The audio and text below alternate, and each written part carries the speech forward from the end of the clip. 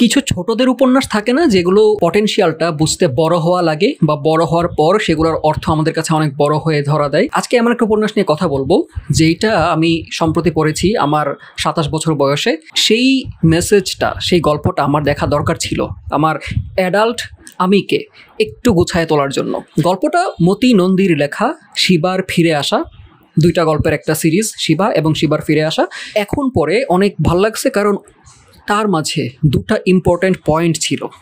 এক তো হচ্ছে একদম শূন্য থেকে ঘুরে দাঁড়ানোর একটা গল্প, যেটা তার অন্যান্য স্পোর্টস ফিকশনগুলোতে থাকে, আন্ডারডগস জার্নি। এর বাইরে আরেকটা গুরুত্বপূর্ণ পয়েন্ট আমার চোখে পড়েছিল, যেটা আসলে উপলব্ধি করতে আমার এই বয়সে আসা দরকার ছিল। সময়ের সাথে সবটা এক্সপ্লেন করব। ওয়েলকাম টু মুসার বইযাত্রা। এখানে যা কিছু ঘটে বই নিয়েই ঘটে। আর আজকে যে সেটআপটা দেখতে পাচ্ছেন আপনারা আমার চ্যানেলে নিয়মিত হলে আপনারা হয়তো আমার এই ছোট্ট রুমটার মাঝেই এর আগে 3 ধরনের সেটআপ দেখে থাকতে পারেন। আজকে 4th সেটআপ বা নতুন করে রুমটাকে আবার একটু অ্যাডজাস্ট করছি এই ফ্রেমটা পাওয়ার জন্য। তো এই ফ্রেমটা কেমন হয়েছে প্লিজ কমেন্টে জানাবেন যদি আগেরগুলোর থেকে ভালো লেগে থাকে। আর যদি চ্যানেলে নতুন হন আমার পেজটাকে ফলো করে অথবা চ্যানেলটাকে সাবস্ক্রাইব করে সাথে থাকবেন, তাহলে দেখা হবে আবারও। শিবার ফিরে আসা উপন্যাসটা মতি নন্দীর লেখা একটা কিশোর উপন্যাস, যেটা একটা সাধারণ কলকাতার ছেলে, গরিব ছেলেকে নিয়ে শুরু হয়। ওনার অন্যান্য স্পোর্টস ফিকশনগুলোতে এমন খুবই সাধারণ ছেলেদেরকে নিয়ে বা ছেলে মেয়েদেরকে নিয়ে গল্পগুলো লেখা, যারা খুব প্যাশনেটভাবে কোনো একটা স্পোর্টসকে ফলো করতে চায়। শিবা ছিল এলাকায় চা দোকানের কর্মচারী, তার কাজ হচ্ছে চা সাপ্লাই করা। তার ফাঁকে সে চা দোকানে টিভিতে দেখতো বক্সিং, এবং বক্সিংয়ে ক্লে, সম্ভবত মোহাম্মদ আলী ক্লে তার আইকন, এবং তার বক্সিং দেখা, কীভাবে পাঞ্চ মারে, এই সব কিছুই তার খুবই আগ্রহের বিষয় ছিল। সে এতটাই গরিব ঘরের ছেলে যে সে খাইতে পায় না। তার মা অন্য একটা বাড়িতে চাকরি করে এবং মাঝে মাঝে ওইখান থেকে চুরি করে 2-1টা খাবার পাস করে দেয়, যাতে বাচ্চাটা একটু খাইতে পায়, একটু প্রোটিন পায় বাড়ন্ত বয়সে। আমি প্লটটুকুই বলি, আপনাদেরকে স্পয়লার দিব না, কাহিনীর প্রথম দিকটুকু আপনাদেরকে বলি যাতে আপনারা আগ্রহ পান। সো দুইটা উপন্যাসের মাঝে যেটা প্রথমটা শিবা, সেটার গল্পটা আমি আপনাদেরকে বলতেছি। সে যখন ওই পাড়ার চা দোকানে কাজ করতো, পাড়ার চা দোকানের উল্টা পাশেই একটা কোচিং সেন্টারে একজন মাস্টার পড়ায়। তো মাস্টারকে একবার এলাকার এক গুন্ডা শাসাইতে আসে। তো ওই সময় হাজির হয়ে ঘটনাচক্রে সে ব্যাপারটাকে নিতে পারে নাই, ঝোঁকের বসে সে একটা পাঞ্চ করে বসছে গুন্ডাকে, এবং সেই গুন্ডার চোয়াল ভেঙে গেছে, অজ্ঞান হয়ে গেছে জায়গায়। এই প্রতিবাদটা কেউ কখনো করতে সাহস পায় নাই। ওই গুন্ডার হাতে পদে পদে সবাই নিয়মিত লাঞ্ছিত হয়ে আসছে। এখন শিবা যখন এই কাজটা করে ফেলে, সে হয়ে যায় পুরা পাড়ার স্টার। এবং ঘটনাচক্রে আরেকজন বক্সিং ট্রেনারের এই ব্যাপারটা চোখে পড়ে, এবং কোনো রকম ট্রেনিং ছাড়া একটা ছেলে এত জোস পাঞ্চ মারতে পারে, ব্যাপারটা যখন ওই ট্রেনারের মাথায় ঢোকে, সে এবার উঠে পড়ে লাগে যে শিবাকে প্রফেশনাল বক্সার বানাবে, এবং তাকে যত রকম আর্থিক সাহায্য দরকার, তার বক্সিংয়ের গ্লাভস কিনে দেওয়া, তাকে স্পোর্টস শর্টস কিনে দেওয়া, গেঞ্জি কিনে দেওয়া, সেগুলো পাড়ার লোকেরা, রিক্সাওয়ালা, সবজিওয়ালা, চা দোকানদার, সবাই ছোট ছোট চাঁদা দিয়ে তার পাশে এসে দাঁড়ায়।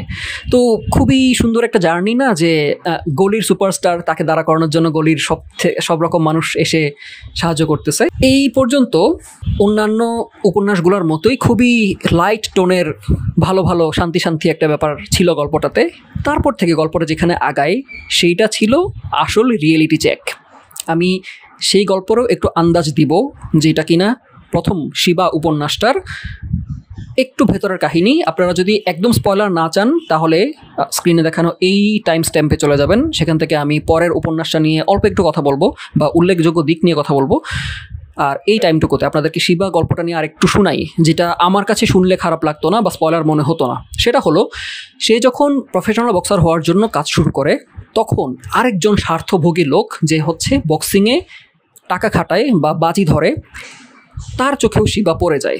এবং শিবা যেহেতু গরিব ঘরের ছেলে, তাকে ওই লোকটা টাকা অফার করে যে তুই আমার হয়ে খাটবি, কি খাটতে হবে সেটা বিস্তারিত না, তুই আমার অফিসে থাকবি এবং আমার একটু হেল্প করে দিবি, এইটুকুই বলা হয়। এবং বোঝা যায় যে লোকটা হচ্ছে যেহেতু গুন্ডা পোষে, শিবাকে ওই গুন্ডার মতোই অফিসে রাখতো, যাতে তার ব্যবসার সময় একটু পাওয়ার দেখানোর জন্য তাকে ইউজ করা যায়। অলসো কিছু টুর্নামেন্টে ব্যাকগ্রাউন্ডে কিছু বাজি ধরা হয়, মানুষজন ওই কে জিতবে কে হারবে ওটার বাজি ধরে। তো এরকম বাজি ধরা টুর্নামেন্টেও ওই লোকটা শিবাকে খেলানো শুরু করে।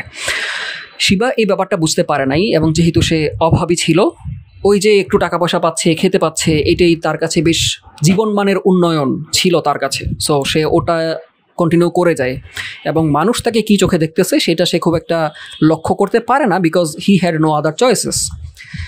এরপরে যেটা হয়, শিবার বড় ভাই স্থানীয় কলকারখানার শ্রমিক, একটা শ্রমিক আন্দোলন গড়ে উঠেছিল তাদের অধিকারের জন্য। আমরা এই ব্যাপারগুলো বোধহয় খুব সম্প্রতি বাংলাদেশেই চোখে দেখছি যে একদম নিম্ন শ্রেণীর মানুষরা তাদের পাওনাটুকু পাওয়ার জন্য 12 মাসের বেতন বকেয়া নিয়ে অনেকে স্ট্রাইক করতে আসছেন। এমন স্ট্রাইকে শিবার নিজের ভাইও দাঁড়ায়। এখন শিবার ভাই স্ট্রাইক করতে গেছে শুনি শিবা ওখানে হেল্প করতে হাজির হয়, যে ভাইয়ের পাশে গিয়ে দাঁড়াবে, কিন্তু সে অতটা কনসাস ছিল না যে কে কোন পার্টি। হঠাৎ তার বস, শিবার ওই লোক বস এসে তাকে ডাক দিয়ে যে, কিরে শিবা তুই এখানে কেন, আয় কাজ আছে। শিবাকে গাড়িতে করে তুলে নিয়ে যায়। শিবা জানতো না যে পেছনে গুন্ডারা এসে তার ভাইয়ের উপর, অন্যান্য স্ট্রাইকিং কর্মচারীদের উপর হামলা করছে এবং তার ভাই হসপিটালাইজড হয়ে গেছে। এবং শিবা যদিও সেখানে হেল্প করতে হাজির ছিল ভাইয়ের পাশে, সে এটাও জানতো না যে তার যেই বস, সেই ওই কারখানার কর্মকর্তা, সেই শিবার ভাইয়ের উপর অ্যাটাক করাইছে এবং বাকি কর্মচারীদের উপর অ্যাটাক করাইছে। সো সবাই দেখছে যে শিবা তাদের শত্রুর সাথে গাড়িতে করে চলে গেছে তার অবস্থান ছেড়ে দিয়ে, যার কারণে শিবার ভাই ভালনারেবল হয়ে গেছে। অনেক পরে এসে ব্যাপারগুলো শিবা জানতে পারে এবং সে এটাও দেখতে পায় যে যে গুন্ডাকে সে প্রথমে ঘায়েল করছিল, যেখান থেকে তার হিরো হওয়ার শুরু, সেই গুন্ডা একই বসের আন্ডারে কাজ করে। ব্যাপারগুলো শিবা বুঝতেছিল না এবং মানতেও পারতেছিল না, কিন্তু কিছু করারও তার হাতে ছিল না। তার তখন যে রুটি রুজির ধান্দার মধ্যে সে আটকে গেছে, ওটাই কন্টিনিউ করে গেছিল সে। এবং এই অন্ধকার জগতে, যেটা সে কনসাসলি করে নাই, অন্ধকার জগতে ফেঁসে যাওয়া তাকে শেষ পর্যন্ত একদম মাটিতে মিশায়ে দেয়। সে হাড়গোড় ভাঙা অবস্থায় একেবারে ভগ্ন দশায় রাস্তায় পড়ে থাকে।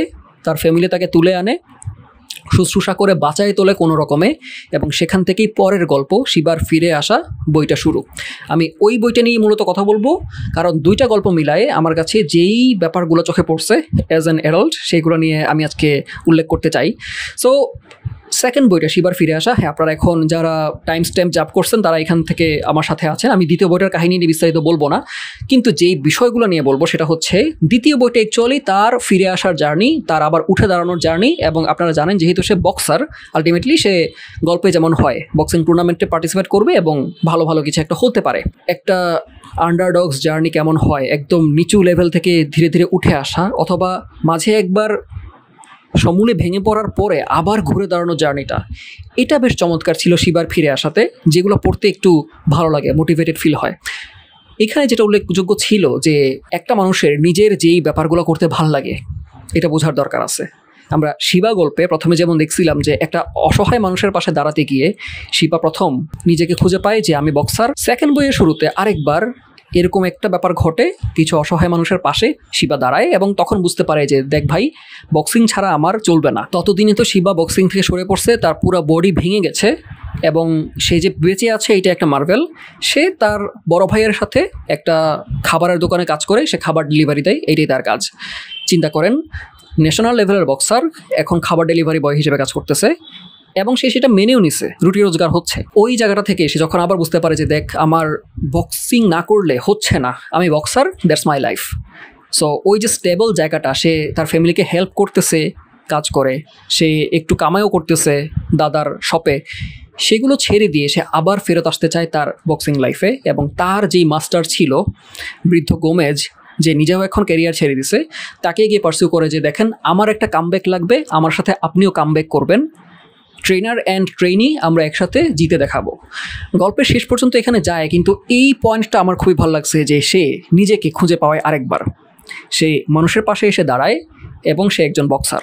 দ্বিতীয়ত যেই ব্যাপারটা আমাদের প্রত্যেকের লাইফে খুবই সিগনিফিকেন্ট, সেটা হচ্ছে যে আপনি কোন চয়েসগুলো মেক করতেছেন সেটা আপনাকে ডিফাইন করবে। আপনার চাহিদা আছে, আপনার সেল করার মতো একটা ট্যালেন্ট আছে, এবং যখন ট্যালেন্ট আর চাহিদা মুখোমুখি দাঁড়ায় তখন আমরা চয়েসগুলো মেক করি যে আমি কোন কাজটা করে কামাই করব। এই অ্যান্সারটা ঠিক করে দিবে যে আপনার উপরে কোন লেভেল সাটা হবে। শিবার নামে একটা নেগেটিভ লেভেল সাটা হয়ে গেছিল, কারণ সে প্রাথমিকভাবে কোনো একজন নেগেটিভ পার্সনের নেগেটিভ কাজে ইনভলভ ছিল। ওর হাতে কিন্তু সেই ফিনান্সিয়াল সিকিউরিটি ছিল না একটা বেটার চয়েস মেক করার। আমাদেরও যদি এমন হয় যে আমরা খুবই নিরুপায় এবং খুবই ডেসপারেট, তখন আমরা হয়তো সেই চয়েসগুলো মেক করব যেগুলো হয়তো পরে আমরা রিগ্রেট করতেও পারি। এখন ইম্পর্টেন্ট সেকেন্ড চান্স, আপনার ফিরে আসার মনোবল, ইচ্ছা এবং তারপরে সেই ফিরে আসার জার্নিটা, সেটার জন্য প্রথমে আপনাকে বুঝতে হবে যে আপনি ভুলটা করছেন, আপনি বেটার করতে পারেন এবং বেটার করবেন সেই সিদ্ধান্ত নেওয়া। শিবা সেটা করেছিল এবং সেখান থেকে শিবার ফিরে আসা শুরু। এই ব্যাপারটা যে আমরা আসলে চাহিদার মুখে, অভাবের মুখে যে এই চয়েসগুলো মেক করি, সেগুলো আমাদেরকে কীভাবে ডিফাইন করে এবং পরেও আমরা সেই চয়েস থেকে বেরোয় আসতে পারি, সেই ব্যাপারটা অ্যাকচুয়ালি যখন নিজে রোজগার করা শুরু করলাম, ওই সময়টা ছাড়া আমার রিয়েলাইজ করা সম্ভব হতো না। এবং আমার মনে হয় আমার কিশোর বয়সে পড়লে শিবার ফিরে আসা উপন্যাসের এই ব্রিলিয়ান্ট দিকটা আমার চোখে পড়তো না। মতি নন্দীর অন্য যত স্পোর্টস ফিকশনগুলো আমি পড়েছি, কোনি, স্ট্রাইকার, সেগুলা সবগুলাই হচ্ছে সাধারণ একটা স্পোর্টসম্যানের জার্নি। ওরা এই রিয়েলিটির মুখোমুখি হয় না যে আমাকে নেতিবাচক কাজে জড়ায় পড়তে হয়েছে, আমি সেখান থেকে আবার নিজেকে ফিরায় আনবো। কিন্তু শিবার ফিরে আসা বইটা, শিবা এবং শিবার ফিরে আসা, এই দুইটা বইয়ের ডুওলজিটা এই দিক থেকে অনেক বেশি ম্যাচিওর এবং এই জন্য খুবই কম আলোচিত, তুলনামূলক কম আলোচিত বই হওয়া সত্ত্বেও আমার কাছে এই বইটা অন্যগুলোর চেয়ে বেটার ভালো লাগছে। এই বইটা আনফর্চুনেটলি বাজারে নাই। ইন্ডিপেন্ডেন্টলি হয়তো স্ট্রাইকার, কোনি এগুলো পাওয়া যায়। শিবার ফিরে আসা বইটার কাভার আমি পেলাম না, এতটাই দুষ্প্রাপ্য। এবং এখন যদি বইটা পড়তে চান তাহলে মতি নন্দীর উপন্যাস সংগ্রহ অথবা তার কিশোর উপন্যাস সংকলন, সেগুলোতে হয়তো এই উপন্যাসগুলো পাবেন। আর এখনও মতি নন্দীর মৃত্যুর 60 বছর পেরোয়নি যে বইগুলা কপিরাইট ফ্রি হয়ে যে কেউ ছাপায় ফেলতে পারবে। সো এটা বাজারে পাওয়া যাচ্ছে না, এটা খুবই আনফর্চুনেট একটা বিষয়। বাট আপনারা যদি পড়তে চান, পড়ার মতো অথবা শোনার মতো অপশন হয়তো ইন্টারনেটে অ্যাভেলেবল আছে। আমার এই আলোচনা শুনে, মানে এটা গল্প নিয়ে বা বই রিভিউমূলক আলোচনা না, কিন্তু বই পড়ে একটা পার্সপেক্টিভ রিয়েল লাইফের সাথে মিলায়ে দেখতে পাওয়া, এইটা আমার কাছে খুবই সিগনিফিক্যান্ট ছিল। আপনাদের এই ধরনের আলাপ যদি ভাল লাগে তাহলে আমাকে কমেন্টে অবশ্যই জানাতে হবে। তাহলে আমি আমার মাথার ভেতর যেরকম ভাবনাগুলো চলে এক একটা বই নিয়ে, যেগুলো বইয়ের বাইরে, সেগুলো নিয়ে আপনাদের সামনে আরও হাজির হব। দেখছেন মুসার বইযাত্রা। যদি আবারও সামনে পেতে হয় আমাকে, চ্যানেলটাকে সাবস্ক্রাইব অথবা পেজটাকে ফলো করে থাকতে পারেন। আনটিল মাই নেক্সট আপলোড, সবাই ভালো থাকবেন বইয়ের সাথে।